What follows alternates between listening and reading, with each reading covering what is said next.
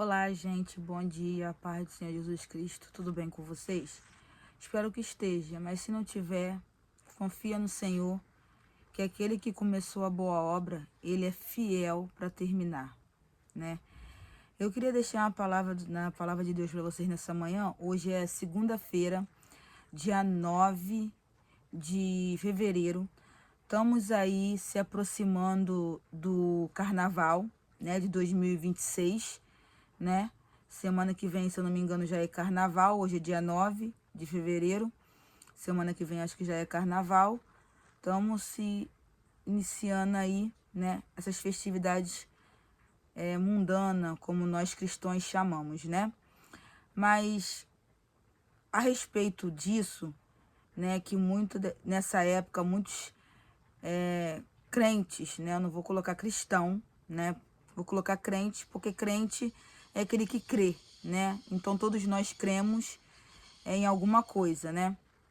Agora, crente é diferente de cristão, tá? E cristão é diferente de crente, tá bom? Existe crentes que acham normal pular carnaval, existe crentes que acham normal durante carnaval, os 4 dias tá pulando carnaval, no meio do mundo, no meio a palavra de Deus diz em Salmos 1, para a gente não sentar na roda dos escarnecedores, né? Mas antes meditar na lei do Senhor, né? Dia e noite, né?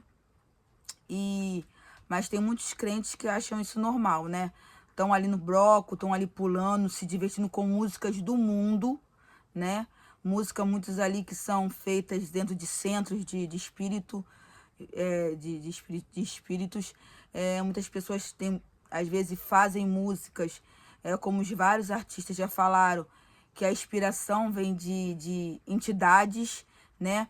Mas mesmo assim o crente acha normal pular carnaval e depois de 4 dias tá lá na igreja com a mesma boca, com o mesmo corpo que adorou ao diabo, tá adorando a Deus, né?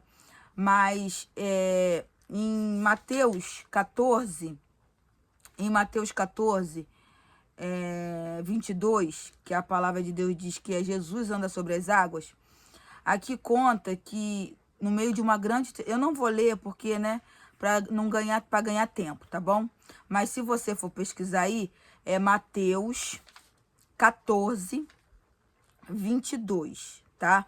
Também tem João 6 também, procura ali em João 6 que também tem a mesma coisa, tá? Mas eu vou ler aqui em Mateus 14, 22. Que o título é Jesus anda sobre as águas. A palavra de Deus diz que Jesus mandou os discípulos atravessarem o mar da Galileia, né? Que não é um mar, é um lago, mas que a gente acostumou chamar de mar da Galileia. Mas se você for pesquisar, é um lago, né? Um lago de águas doce, tá? Jesus mandou os discípulos atravessarem um lago e Jesus ia encontrar com eles depois. No meio aí dessa trajetória, houve uma grande tempestade, os discípulos se desesperaram, e no meio daquela tempestade, eles viram um homem não, viram algo andando sobre as águas. E eles ficaram apavorados, achando que era um fantasma, achando que era alguma coisa, né? E começaram a gritar, né? E aí Jesus mandou eles se acalmarem, que era ele que estava ali andando sobre as águas. Só que Pedro, ele falou para ele: se tu és o mestre, faça que eu vá até você. E Jesus falou: vem. E Pedro colocou os pés para fora do barco e começou a andar sobre as águas. Só que chegou um determinado momento, a qual estava muito forte as ondas, muito forte os ventos, e Pedro tirou os olhos por uns segundos de Jesus. E quando ele tirou os olhos de Jesus, ele começou a afundar, né, nas águas daquele mar, daquele rio, daquele lago. E aí Jesus, pegando Pedro pelas mãos, ele levanta Pedro e fala: homem de pequena fé. O que eu aprendo sobre essa palavra hoje? Que a palavra se renova a cada manhã, né? Mas o que eu aprendo sobre essa palavra hoje para falar para vocês nessa manhã, né? Agora são 11 e pouca da manhã. Pedro tirou, nem que foi por um segundo, os olhos de Jesus. Foi Eu creio que ele foi segundos, minutos, ele tirou os olhos de Jesus, ele começou a afundar. O que está tirando os seus olhos de Jesus? O que está tirando o seu foco de Jesus? O que está fazendo que por alguns minutos, por alguns instantes, você perca o seu foco, perca o seu alvo? É o carnaval? É algo que o seu coração ainda não se libertou do mundo? Você saiu do mundo, mas o mundo não saiu de você?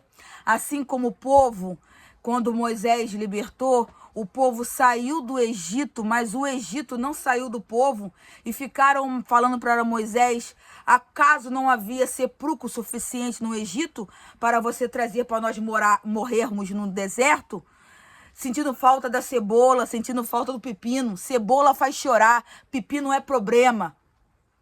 Deus estava ali libertando o povo de uma escravidão, mas o povo queria pepino e cebola, queria problema e coisas que faziam chorar. O que está tirando o seu foco de Jesus? É as preocupações? É os perrengues da vida? É os problemas familiares? É os problemas de financeiro? O que está tirando o seu foco de Jesus?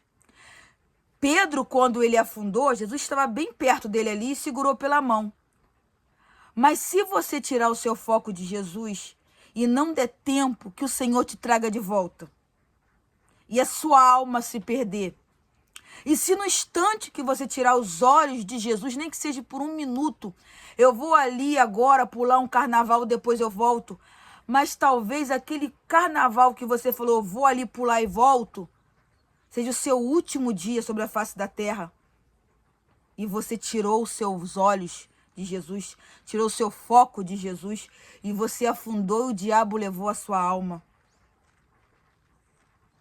E aí?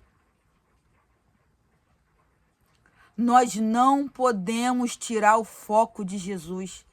Não importa o que nos rodeia, não importa as luxúrias do mundo, não importa a vaidade do mundo, não seja como o mundo, porque a palavra de Deus diz que o mundo já é do maligno, o mundo já pertence ao diabo.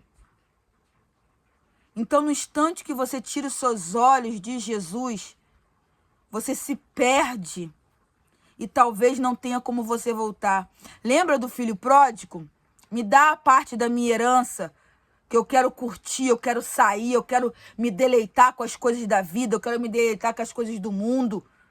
O pai, não querendo, sabendo o que ia acontecer, mas mesmo assim respeitando a vontade do filho, porque o Senhor, o nosso Deus, respeita a minha e a sua vontade.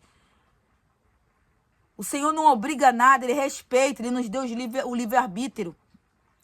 E o filho pegou ali a metade da herança e saiu. Gastou toda a sua herança com falsos amigos, com falsas alegrias. E o que aconteceu? O dinheiro acabou. Acabando o dinheiro, acabou-se os amigos. Acabou-se as farras, acabou-se as mulheres, acabou-se as gandaias. Ninguém ficou do lado dele. Ao ponto que ele se viu comendo, desejando comer a comida dos porcos que ele trabalhava, que ele alimentava aqueles porcos. E ele falou, peraí, não, na casa do meu pai, todos ali comem, todos comem pão, todos se saciam. Voltar-me-ei e pedirei perdão ao meu pai. Ele voltou e pediu perdão ao pai dele e disse, pai, pequei contra Deus e pequei contra ti, não sou digno de ter chamado de filho. Enquanto há tempo, o Senhor sempre perdoa a mim e a você. Enquanto há tempo, o Senhor sempre está de braços abertos, assim como o pai do filho pródigo, para nos receber. Mas quando não dá tempo? E quando o momento que, assim como Pedro tirou os olhos de Jesus, você tirar os olhos de Jesus, o diabo vir tragar a sua vida? Não vai ter como você voltar para a casa do Pai. Porque o diabo é astuto, o diabo nunca vai querer que eu e você chegamos ao final da nossa trajetória. O diabo nunca vai querer que eu e você alcançamos a vitória. Então, no momento que eu e você tirarmos os olhos de Jesus, assim como Pedro fez, e nós afundarmos, o diabo vai estar ali só para puxar mais para baixo, para que eu e você se afogarmos nas águas negras que ele produz. O filho pródigo conseguiu voltar. Pedro conseguiu ser salvo por Jesus. Mas será que se eu e você tirarmos os olhos de Jesus, teremos tempo de ser trazido de volta? Ou iremos afogar nos nossas próprias escolhas, nos nossos próprios quereres, naquilo que na nossa vaidade, nossos deleites da carne? Então não perca o foco, não perca os olhos de Jesus nem por um minuto, nem por uma ida num bloco, nem por um instante no mundo, nem por uma vaidade que o Senhor mandou você tirar e você não tira de teimosia. A Bíblia diz que a nossa morada não é aqui. A nossa morada é na Nova Jerusalém. Então por que se apegar com as coisas do mundo? Salomão disse que tudo era vaidade. Salomão, com toda a sabedoria que ele pediu de Deus e Deus deu, mesmo assim Salomão, com toda a sua sabedoria, Salomão se perdeu um instante da sua vida. Porque ele tirou o foco, ele tirou os olhos de Jesus, ele tirou os olhos de Deus. Davi falou para ele, como pai, aconselhou: enquanto você estiver obedecendo a palavra do Senhor, o Senhor estará contigo. Mas num instante, Salomão, que você tirar os olhos de Jesus, tirar os olhos de Deus, Deus também tirará os olhos de você. E Salomão, com toda a sabedoria, por um instante sequer, tirou os olhos de Deus. E Salomão, com toda a sabedoria, se perdeu. Não existe sábio, não existe gente forte, se você tirar os olhos de Jesus, nem que seja por um minuto sequer. Não existe. O Senhor é o nosso alvo, o Senhor é aquilo que nos prende na presença dele. O Espírito Santo é aquele que nos prende com os olhos de Jesus. Mas no momento que nós tiramos os olhos, nós nos perdemos. Então não se perca. Não se perca por nada que te afasta de Jesus. Não se perca por uma recaída no copo de cerveja. Não se perca por uma recaída no fumo, nas drogas. Não se perca por um instante para se achar livre, para se achar poderoso, se drogando, se embebedendo, caindo na gandaia. Porque a Bíblia diz que tudo é passageiro. Não perca os olhos de Jesus. Não faça como fez Pedro ao ver Jesus, perdendo foco, se afundou. Não faça como o filho pródigo que queria curtir a vida e foi embora da casa do pai. Mas houve salvação para o filho pródigo, houve salvação para Pedro. Mas será que haverá salvação para mim, para você, quando tirarmos os olhos do Senhor? Ou quando tirarmos os olhos do Senhor, por um instante que sequer, o diabo vai estar bem do nosso lado, para quando nós desviarmos o olhar, ele não fazer que nós focamos no olhar novamente, e pelo contrário, nos puxe mais para o fundo, porque uma coisa leva a outra, e um abismo leva o outro, um pecado leva o outro. Então, nessa manhã eu digo para você e digo para mim também, porque a palavra de Deus diz: aquele que pensar que está de pé, cuide para que não caia. Aquele que pensar. Talvez talvez você, pensamos que estamos de pé, que somos fortes. Mas quando tiramos os olhos de Jesus, nós entendemos que somos fracos, que só Ele é forte para me sustentar, para te sustentar na presença dEle. Então não perca o foco de Jesus, porque haverá dias maus sobre a face da terra. Virá dias maus sobre a face da terra, porque nós estamos aí às portas de Jesus voltar. Só não enxerga quem não quer. Só não enxerga quem está como as 5 virgens loucas que perderam as suas lamparinas, o seu azeite, e as lamparinas se apagaram, o noivo veio e elas estavam sem as suas lamparinas acesas. Só elas que não verão Jesus voltar.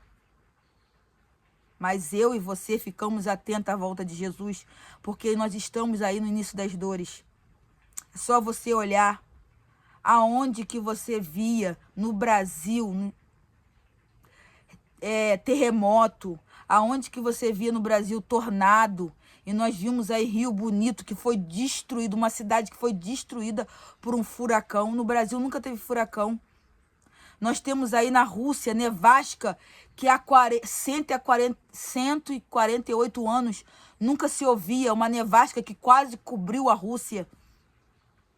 A Bíblia diz que haverá sinais sobre a terra e sobre a face da terra, sinal em cima e sinal embaixo. Quem tem ouvidos, ouça o que o Espírito Santo diz às igrejas. Então, igreja do Senhor, não percamos o foco. Se você se acha fraco, se as suas lamparinas estão querendo se apagar, peça ao Senhor que te renove. Peça ao Senhor que você volte ao primeiro amor, as lamparinas acesas, ardendo em chama do Espírito Santo, aleluia. Para que você não se desvie o seu olhar do Senhor. Não se desvie o olhar do Senhor. Não faça como fez Pedro, que afundou. Não faça como o filho pródigo. Mantenha os seus olhos e o seu foco em Jesus, porque a vinda dele está mais próxima do que eu e você pensamos. E assim eu quero que vocês meditem na palavra, assim eu quero que vocês busquem a face do Senhor e não se desviem dos caminhos do Senhor, tá bom? Muito obrigado por todos que chegarem aqui. Que essa palavra venha falar mais no seu coração. Amém?